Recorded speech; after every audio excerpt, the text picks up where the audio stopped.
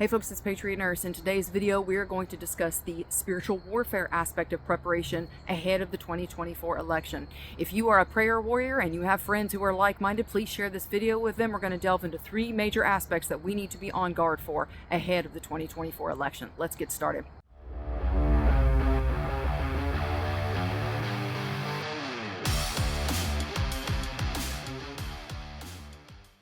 So the three things I want to discuss: number one, Halloween; two, what is the source of this deep and demonic power that the Democrat Party is pulling from? And then the third, what do we do specifically on election day that we can speak the authority of the Word of God over an area and take dominion over it?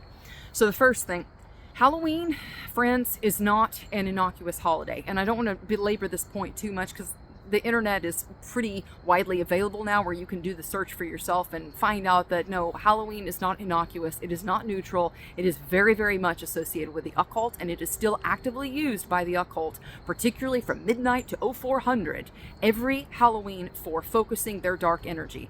And some people might chuckle at this, and I can't help you if you don't acknowledge it, but if you are someone who maybe is prickled by this, or you don't like the fact that I said it, and you're a Bible-believing person, let me plead with you, ask of the Lord what you are supposed to do. Because from the way that I read Scripture, it is very clear that we are absolutely to have nothing to do with the occult. So whether it's decorations or participating in activities associated with it, friends, let me plead with you, stay away from it. Stay away from it. And instead of participating in it, take up your position in offense against it. So how do we do this practically?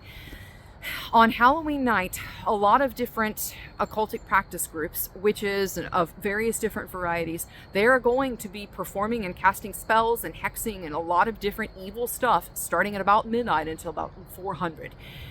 And part of the reason why they do this, of course, I don't want to go too much into this, but part of the reason why they do this is because they believe that the spirit realm in the dark configuration is active for them at this time.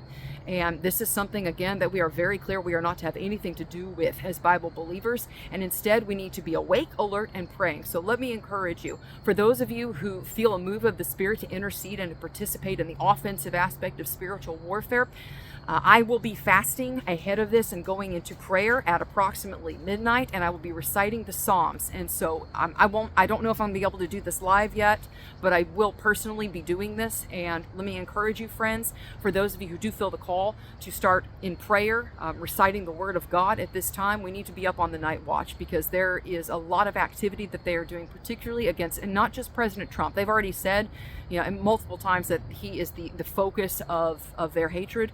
But friends, they are very much against Bible-believing people. And part of their whole fixation with Agenda 2025 is to try and demonize Christians and Bible-believing people in the United States, and also observant Jews. So let's be really clear about this, that the enemy here is trying to normalize a holiday that is very, very much dark and that we need to be in the offense against.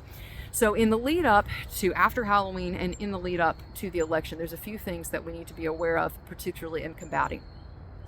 The Democrat Party is running scared right now, but they also have a lot of spiritual power that they're working on. And yeah, I did say that the Democrat Party, and we should call them thoroughly demonized party at this point, they are the party of abortion. Let's be very clear about this.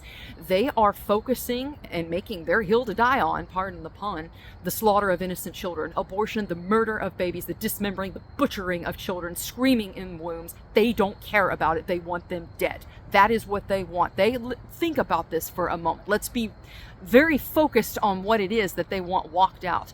They want more restrictions on a woman's right to defend herself with a firearm than on a woman's right to butcher a child alive, dismember it, whatever. These people are evil. Let's be clear about what evil is. Good is that which promotes life. Evil is that which destroys it. The spiritual entity that is associated with the death and the slaughter of innocent children is Baal, Moloch, Tophet. These are idols that Israel was told have nothing to do with. Stay away from it. Do not sacrifice your children in the fire. And the Lord punished Israel when they went astray. The Democrat Party is running off of a dark spiritual energy that is focused and consumed with the death of innocent children. So when you see these women who lose their mind when you tell them, no, you don't have the right to slaughter a baby, particularly one that can survive outside the womb, They lose their mind because they're thoroughly demonized. They're deceived, but they're also demonized. So that's what you're coming up against. And the way that we deal with this level of depravity is with prayer, and fasted prayer particularly. This is where they get their dark energy from, and that is what we are combating, and we need to own what we're facing.